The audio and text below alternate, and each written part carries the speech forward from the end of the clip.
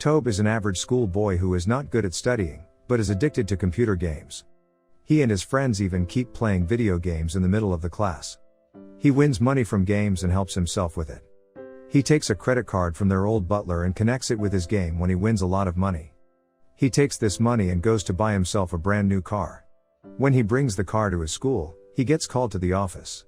His teacher wants to call his parents, but he says that instead of calling his parents, they can cut his merits, to which his teacher says that he doesn't even have enough merits. He doesn't accept his defeat and says that he will pay for the new neon sign school, but his teacher says that he cannot bribe the school, and he gets very upset with Tobe, saying that why can't he be like his siblings and graduate like a good student? His teacher says that he is worried about how he is going to make a living for himself and lets him go after a little more scolding. When he comes back outside, all the students are gathered around his car, looking at it in amazement. He ignores them and takes his girlfriend with him and buys her food while they drive around the town in a new car. He comes home very late, parks the car outside, and asks his butler to bring it inside while he tries to sneak in without waking his parents. Butler doesn't know much about cars and accidentally set the alarm, startling him. When he goes inside, his parents are waiting for him near the stairs. His dad scolds him for coming home this late and also for buying a car. He says that if Tobe continues to waste money like that, they will go bankrupt soon. Tobe says that it was his money that he earned from online gaming, but his dad says that he should study seriously or be ready for consequences and goes away. His mother says to him that they only want him to study properly and says that he should not worry them too much. She also goes away. His gaming addiction didn't stop over the years, and it is time for him to go to university. He doesn't get accepted in most public universities. He still doesn't get serious and goes to buy a PlayStation and a DVD player to continue gaming. When he gets back home after buying it, his parents are there. They ask him about his university admission. He says that he got accepted into a private university, and it is not even that expensive. His father says that he should go to community college because he is not going to study and they will not waste money on him. Tobe says that he has money, and he will pay for himself. His mother goes after his father and tries to convince him to let Tobe go to a private university. While his parents argue, he goes to his room to play video games, only to discover that his account has been deleted. He goes to the electronic shop again and buys many DVDs at a discount. When he goes home and tries to show DVD players to his parents, one of them breaks before he even sells one or uses it. The shopkeeper says that the DVDs have no warranty or exchange policy, that's why they are so cheap, and Tobe should have known it as it is common knowledge, and he asks him to throw it all away. In his anger, he breaks a mirror table in the shop. The shopkeeper slaps him, but he runs away before he gets more beaten up. On his way back home, he offers his father a ride home. His father tells him that doing business is no joke. He says that it is how life works. He gives some money to Tobe, so he can study anywhere he wants, but when Tobe says that he is not one of his employees, his father takes the money back. He takes his dad's amulet from his house, puts it on pawn in a shop, and takes 100,000 as a return. He goes to school with that money. In school, he doesn't get very serious again and keeps skipping classes. He goes to the auditorium and sees his girlfriend and other people practicing for a drama. She comes to him after rehearsal, but refuses to go out with him as she has her classes and later rehearsal for her drama. He goes to a market where there are different kinds of machines being sold and there is free food to try the food the machines are making. He interestingly listens to a person explaining the qualities of chestnut making machines. He says that it is the first one in the whole country and they have imported it from Japan. Tobe takes great interest in it and buys it even though it was expensive, saying that as he will be the first one to have it, it will be great for him. When he comes back home, his father gets angry, and says that he can buy it much cheaper at weekend markets than the money Tobe just rented it for. The next day after school, he goes to an old man selling chestnuts and asks him about the process and all the techniques for chestnuts. He continues his research and goes to different people to gather information.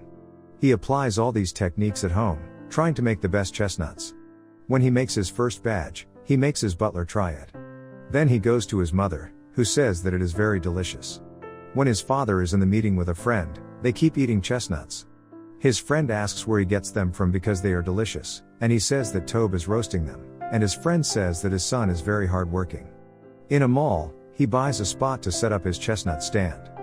There are a lot of other shops near that corner selling different kinds of eatables. He and his butler Twang work together on the first day. Tobe asks why they sell so little. The old man says that he cannot yell as loudly as another seller because he is not that energetic anymore. Tobe says that they have to sell it, and for that, they have been loud and repetitive. They kept their voices loud this time, calling people over with their voices and hand signals. He goes to a local market for clothes, and there he meets his girlfriend, and they talk for a while. When she tells him that she doesn't get paid for her acting, he gets pissed and says that this is unfair. When he is talking to her, he gets a phone call from his butler. The old man tells him that business is not good today and all the other shops are packed around them. When he comes back, she gets suspicious and asks him whom he was talking to, but he says that it was only Twang and she doesn't have to worry about anything. Tobe sees people getting donations and gets an idea from that. Tobe comes back and asks to move his stall, but they refuse to say that he cannot move it. He tries to say that he will leave it, but they say that he can leave but he will get no refund because it was written in the contract. The manager says that after the end of the month there will be a free spot, and if he wants to move there, he will have to sign the contract now. The manager says that it is a prime location and he will earn his rental back in no time. Tobe is in the class taking his exam when his phone keeps ringing in his back. At first, he doesn't pay it any mind, but after a while, he stands up and takes out his phone. His teacher says that if he picks up his phone, she will report him for cheating. He thinks for a while and then takes his bag and phone and walks out of the classroom. After listening to the call, he quickly comes to the mall with a bag of chestnuts and is very happy to see a lot of people in his stall on their first day. He says to the old man that they should open more branches, but he says to slow down. But Tobe is determined, and he opens another stall soon. At his new branch, his girlfriend meets him and says that they aren't dating anymore because she doesn't know anything about him and someone else told her about his business. She says that she is worried about his future. He calls his friend, who told her, but his friend says that she was thinking Tobe was cheating on her, so that's why he has to tell her. At the mall, the manager says that his stall is causing damage because the smoke is turning the ceiling yellow, and if he doesn't have any way to fix it they will have to cancel his contract. Tobe says that he will fix it. He, with the help of old man Twang, paints the ceiling himself. They ask him to paint after the mall closes, so the customers are not disturbed. At night, he paints the ceiling with the help of his mother. He is left with a little portion when security comes and asks him to leave because his time is over. Tobe asks for little time but no use, and he gives little money to the security guard, but the officer returns his money and asks his mother to discipline her son by asking them to leave with all their belongings.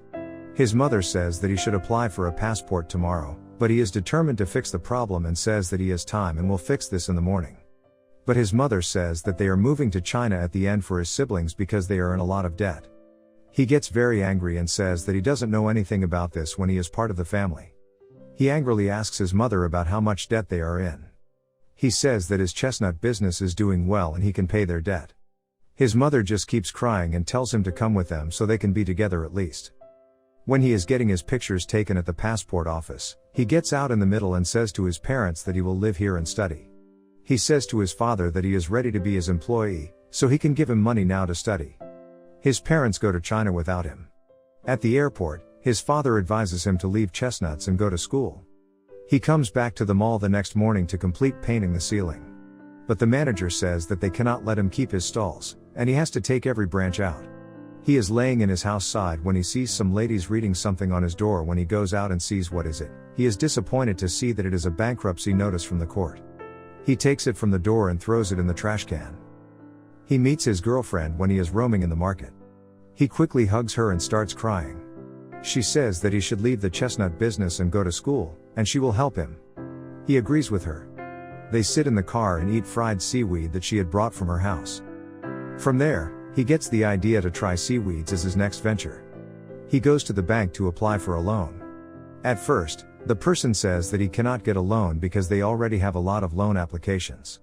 But when he begs to hear his story, the manager says that he only has one chance to convince him. Tobe tells the man his whole story. He even shows the scar that he got from trying to fry seaweed. He tells the man further that he brought a lot of seaweed but, unfortunately, it went stale. He says that he went to a food and nutrition university, told his story there, and got some useful information like vacuum packing to avoid stalling from there.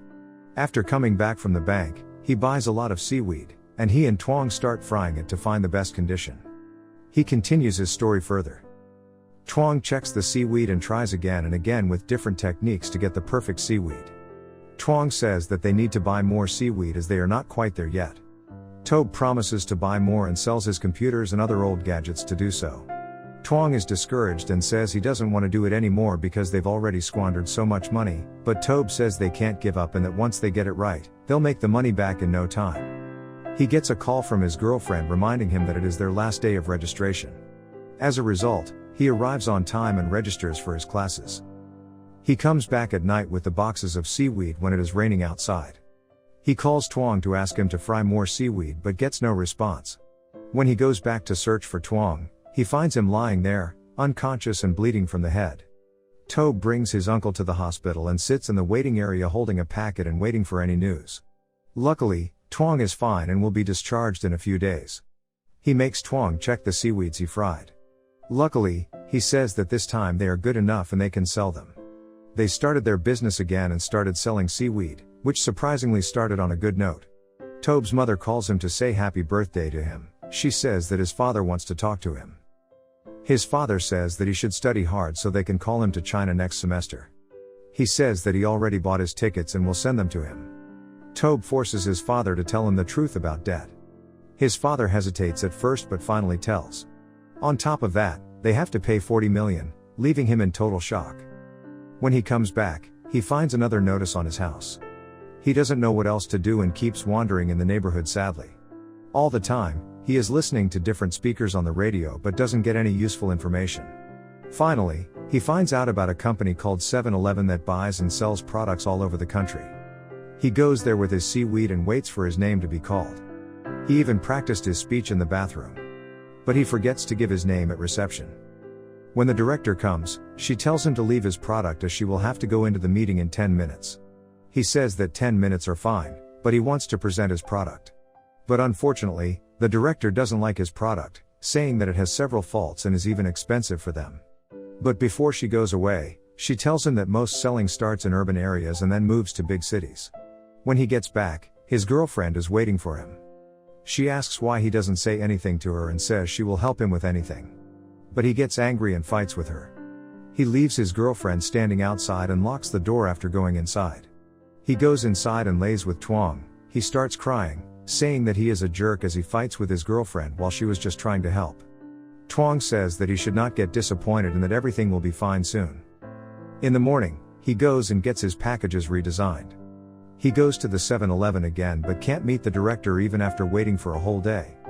He gets very disappointed and gives all his seaweed to a security guard on his way back. Outside the company, he sits at a bus stop and calls his mom. He says that nothing is working for him and his product keeps getting rejected. In the company, his seaweed is spread all around the office, and everyone likes it very much. Soon he gets called by the company. He is ecstatic to know that his product is approved.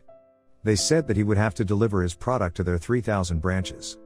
The director instructs him on how to complete his delivery and says that his product will be delivered after he passes the GMP inspection. He needs a lot of money to complete his first order. At the bank, they still refuse to give him a loan because he is so young. He sells his car and gets some money from that. But he couldn't get the supplies because they wanted more money soon. He is worried that they may not succeed this time, but Tuong says nobody knows what will happen next and they should not lose hope. They rent a shop and prepare it to set up a seaweed shop. Soon they will have a GMP inspection.